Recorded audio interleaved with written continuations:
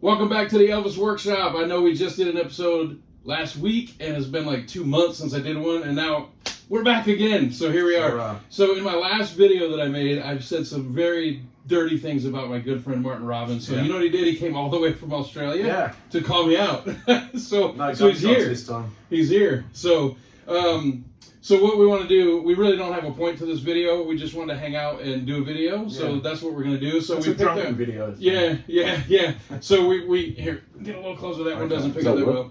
So Martin was kind enough to bring some records from Australia for me, from Evan as well in Australia. Evan Mueller. So we want to talk about that.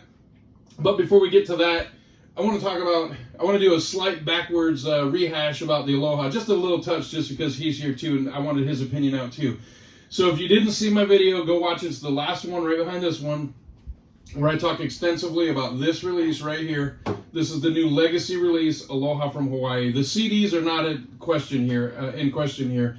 We both agree that the CDs are good, but the picture quality from the DVD or Blu-ray is a VHS transfer, and I think it's just crap. And it's a disappointment because they took a step back to put this box set out. And so I wanted you to express your opinion too, so it's not just one-sided, just me. So what do you think of this? You mean the video itself? Well, just anything on the box, whatever you think is. I can edit it all out later. Well, I think. Where do we begin? I mean, we all love this concert, but and we're all stupid enough to keep buying it over and over again. But I think the mastering on the actual CDs is good. I agree. It's the same as the FTD.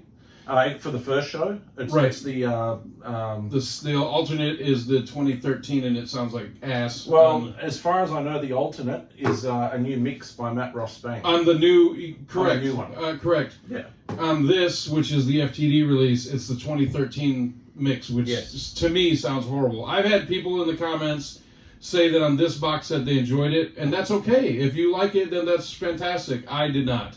But on the legacy release, it's much improved. But my biggest gripe and disappointment was that they took a step back with the video presentation of the broadcast show and the rehearsal. Not the rehearsal, the alternate. It's not a rehearsal, it's a real show, the alternate Aloha. So what they've done is they've taken the video straight from the original DVD that came out in 2004, I think it was. Which was from a VHS tape. Well, I'm not sure if it was from a VHS, but it was mastered in the best possible quality back then. At the time. But that's what they used. So they could have used the one that was re-released in 2004, I think it was. Much better quality. And there's also that rehearsal, not the rehearsal bit, the introductions where he's introducing the stamps. From the wrong show. From the wrong show. So a little thing, that might get past, hold on, that might get past a lot of people. So what I want you to do is just back up. I didn't even know about this until he said it, and I'm kind of a fan. So explain to them, the viewer, what you're talking about. Okay, so in the original video, and also the VHS ones that came out back in the 80s, during the introductions, Elvis introduces the Sweet Inspirations. And just in that moment where he says the Sweet Inspirations, they use footage from the rehearsal show. From the alternate concert. From the alternate concert, So if you go watch the DVD that you have, or Blu-ray that you have right now, of the Aloha from Hawaii, go to the introductions, and when Elvis introduces the Sweet Inspirations, they use footage from the alternate show. Yeah. And then it just goes straight back into the other show when he introduces, when he continues. Sure. So that's what they used. And they didn't fix that bit until they released that 2004 single edition of the concert. But then it pops back up on this. On this, it pops back up as the one that was released years before that. So it's crazy. Like, they don't take any care. They just don't take really any care. Disappointing. It's crazy. So when I made that video, or just before making that video, I had been speaking to him, and we were talking about the next thing, the MSG show. And I bought the Prince from Another Planet box set, and I was totally content with it. And when the FTD came out of the garden, I thought, why would I just rebuy that? It's literally all the same stuff, just repackaged. Like I haven't done that 45 times already with other stuff. Yeah. But anyway, I was talking to him one night, and I said, no, and he was going on about it on Facebook, and I said, I don't need that. Why would I need that? And what did you say to me?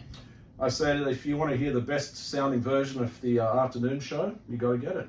So I remember when the Afternoon in the Garden came out, I was living in Kentucky, and I went to a Kmart, and I was in the checkout line, and there was a row of CDs there, and I saw this CD, and it just jumped right out to me, and I said, oh, what is this? Yeah. You know, this was, you know, decade or so before the internet. Yeah. And I wasn't aware of it even coming out, and it was right there in front of me, and I grabbed it, and I said, well, what the hell is this? I couldn't believe it. I love the artwork on it, you know. And so the afternoon in the Garden show has always been a little bit special to me. I just have great memories of that time period of finding it, discovering it, and to me it was a new show at the time. So it's always been a little bit special of a show to me, even though it's inferior to the released version. To me, it's kind of like the alternate Aloha. There's a lot less songs in it. It's an afternoon show. Elvis isn't quite as inspired. You know what's funny is if you go track by track, if you hit next, you hear Charlie yell out the song before each track.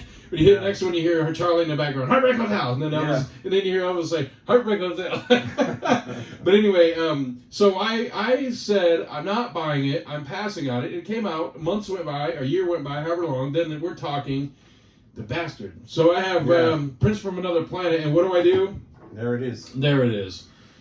So I relented, I buckled, I broke, I bought another concert that I already have multiple times. Again. Yeah, so tell me why I should have done that. Well, I haven't listened to it yet. We're going to listen to it at some point, and this might be my first and last Elvis Workshop video. So welcome to the show. I just think, I mean, I'm not an expert in the technical, audio breakdowns and all that sort of Jerry thing. should be in the left speaker. Yeah, Jerry should be in the left, and Charlie should not be there at all. Oh God. But, it's. The sound quality on that afternoon show, in my opinion, and this is just my opinion, you can all make up your own mind, but I think it's probably the best mixed multi-track Elvis show that I've heard. So I think, other than, I actually mentioned this on Facebook to somebody else recently also, You Lost That Love and Feeling, other than the version in That's the Way It Is, I think that in the main concert release of this is the best version on tape that I've heard of him doing it. So it's great to have it in pristine sound. So I'm looking forward to listening to the afternoon show by your advice and my bank account. It's just a fantastic mix, It's just the audience is there. I know that they turned the audience up a bit on that original CD that came out in 97? I think it was somewhere in there. And but the mix is it's similar, but it's like the bass is amazing. What they call the separation. I'm not going to even begin to explain because I don't know myself actually, but it's just everything. You sounds just know great. what sounds good to your ears. I just know what sounds good, and it's just the atmosphere is incredible. It's just and the evening show is fantastic as well, but not as good as the afternoon show. So we're actually going out tonight with Stump, the drummer from the Sweet Inspirations, and he talks about this show every once in a while, and he actually doesn't like it. He said that Elvis came out going 100 miles an hour, and they go into That's All Right, and he said there's no feel with the band. Elvis just, that's all right, mama, that's all right with you. He's going so fast, they're amped up to be there. They're in the Garden in New York City. It's a big deal. And Stump doesn't like the way the band plays, and he was there. He was a member of the Elvis Presley touring show, so he was there. His opinion matters, to me anyway. And he doesn't like the opening, but once they get the show going and they get comfortable and they get in the pocket, man, they just really nail it. It's really a great show, all of them. Yeah, I mean, by the time you get to Trilogy in that show, it's just the whole place is on fire. It's on fire. Yeah. The crowd reaction is phenomenal too, so it's great. So anyway, he talked me into buying something I wasn't going to buy, and he did it again too. The FTD. Elvis in Vegas season 74, whatever that's coming out. I reluctantly, after talking to him yesterday, I bought that as well, so that'll be in a future video. I already said I wasn't going to buy it. It's on the way to me now. Yeah, so I'm sorry. He's a bad influence. Bastard. So we're going to get to his records in a minute, but we have a special surprise before then. So I just picked up the Fun in Acapulco double LP, which is terrible. Now I haven't listened to it, so I don't know. But I bought it for one song. May I please? Yeah, Bossa Nova Baby is a great song, right? I love it. It's a great movie song.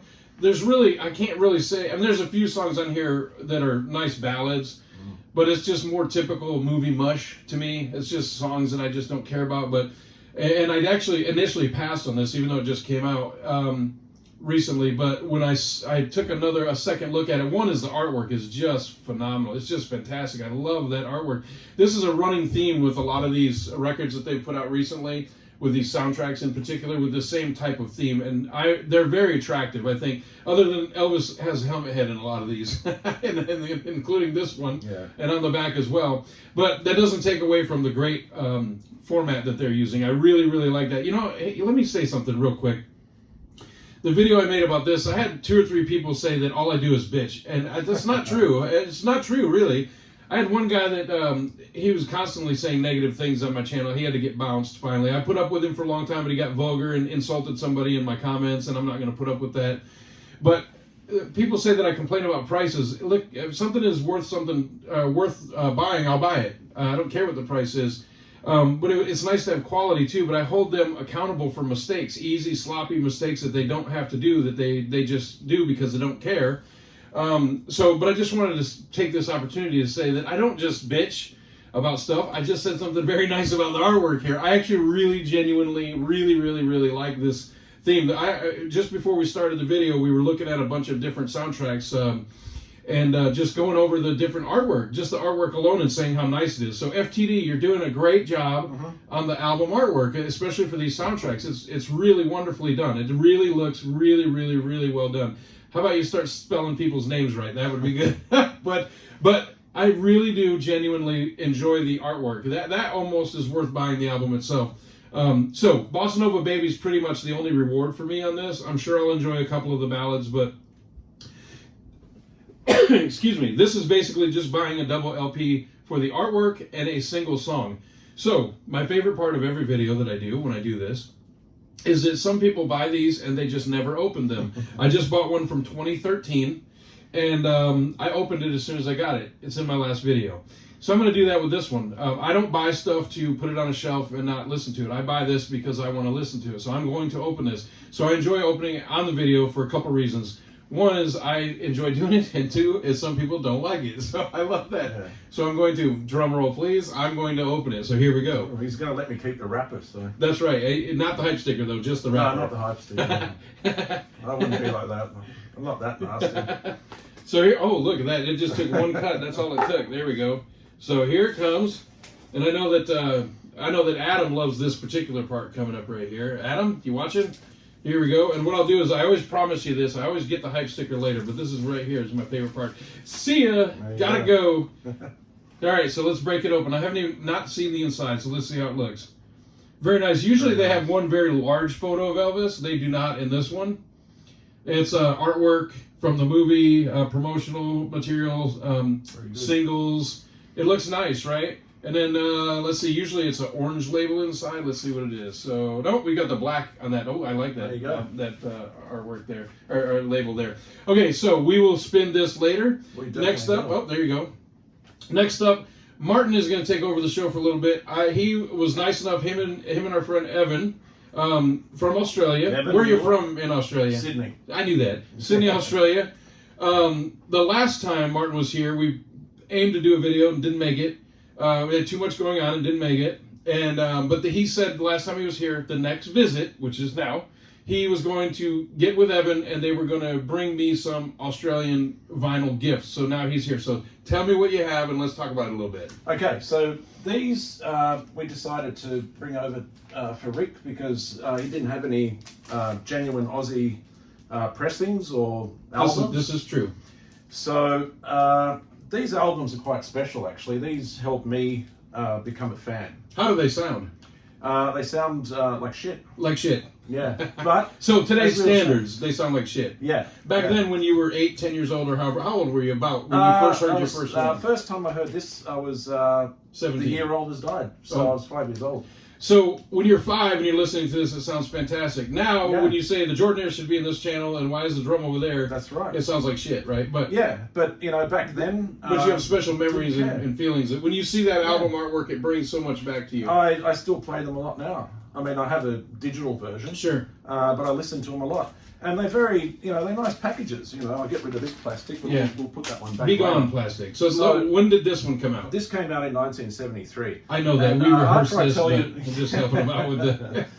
Yeah, after I, get through just the basics of it, I have a little bit of extra that I have to read off my phone to explain the origins of the track listings on this album. But, the packages are very nice. Real quick, we are aware that the photo on the front is reversed because somebody in the comments will say, "Did you idiots know that photo?" Yes, we know that. Yes. But this is an original pressing from 1973 that he was nice enough to bring over. We know the photo is backwards. It still looks pretty cool, but we are aware. Anyway, sorry to keep interrupting you. No, that's okay. It's it's just a nice package. It's it's legendary now for Elvis fans in Australia. Front cover, we all know the photo. Back cover, fantastic shot. It's an absolutely fantastic shot. You still don't see it that often. You don't see it on many photo pages on Facebook or in many publications. And at the time, that was a very, very recent suit. He wore that suit in '73, so that very, very recent shot at the time. Yeah, as far as I know, this shot was taken on that September 4th midnight show, but I could be wrong. But it's somewhere around there. So, and then the inside, it's got some nice liner notes. Nothing spectacular by today's standards. And they released this a couple times, and this is an original pressing. It has the orange label, correct? This is the orange label. So it came out later with, what did you say, a tan or black? Yeah, it came out later on with a tan label. Tan, so this is an orange label. Yep. So nice. And so that's basically the first pressing, and these sold like hotcakes in Australia. Every second-hand store that you go to now, there's copies of them. Most of them in terrible condition, but this is very nice. This is still pretty nice. So love it. So that's number one. So that's number one. Rockin' On is what it's called. Elvis Rockin' On, 24 all-time favorite all-time rock and roll hits. 1973. Number two. When did this one come out? This came out in '74. So they were on a roll. So so the first one. So is that picture from Phoenix, 1970? That's correct. Yeah, sure. I passed the test. Yeah, it's from Phoenix. There's a couple other variations of that photo, a few seconds apart, but this is probably the most well known. Sure. Back photo, I'm not familiar with. Back photo from August, September '72, I imagine. I could be wrong, but I think that's where it's from. Red line? Is it the red line? It's the porthole suit. Porthole, okay. That he wore at Madison Square Garden. Oh, yes, sure is. So this one, rockin' on. Not all the songs are rock and roll. There's some ballads and a couple bad movie songs. Yeah, it opens up, but that's when your heartaches begin. So you can, goes downhill from there. Throw your hairdryer in the bathtub as soon as you start listening to this one. But it picks up a little bit. So the second one. The gatefold on this, there's actually something really interesting and something awful. So when I opened it up, again, I had never seen this. I opened it up, there's a picture of Elvis from '72, from the On Tour era, and they've horribly 1970s photoshopped his hair. Looks like he's wearing a helmet. It's terrible. But all the way to the left is a photo of Elvis when he was about 9 years old, I believe. And I noticed something in the photo. I don't recall ever seeing this before. Maybe I haven't. I just don't recall it.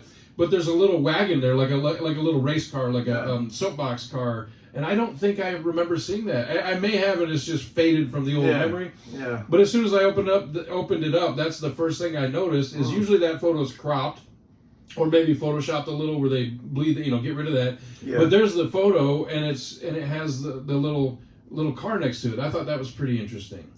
Yeah, and so there's, at the time when I first saw this, all these photos are brand new to me. I was only a kid.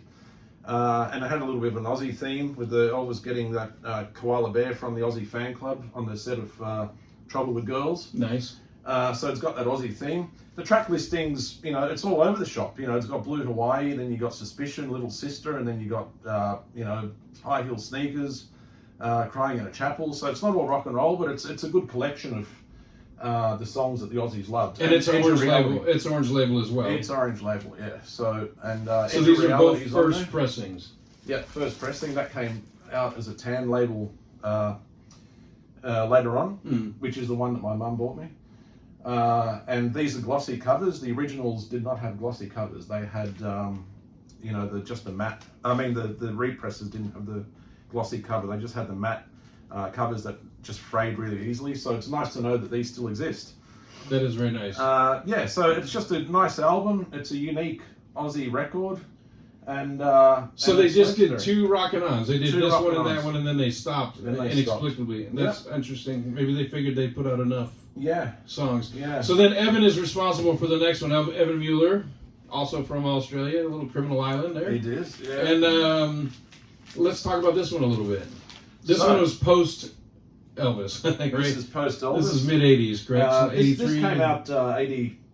Evan's going to kill me. I've forgotten the real date, but I think it was 82. I think this came out in 1982, and this was TV advertised, and the ads were all over the television back then. And to this day, still can't find it on YouTube, but we're still looking. Sure. So, so it's a gatefold as well. This is It's another 2 LP. gatefold.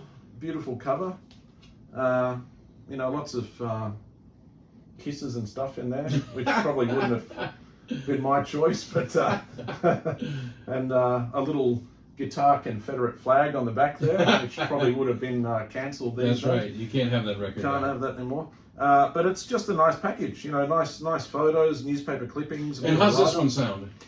This one sounds. Is it 80s up? Did they put a little 80s twist on it? No, they didn't. It sounds better than the Rockin'-Ons, but it's it's of its time. Sure. So it's just one of those. Another one of those releases where you didn't care about the sound quality, you just love the songs. So it's a good, all the good hits are there. Softly As I Leave You was included, which I found weird. Yeah, so...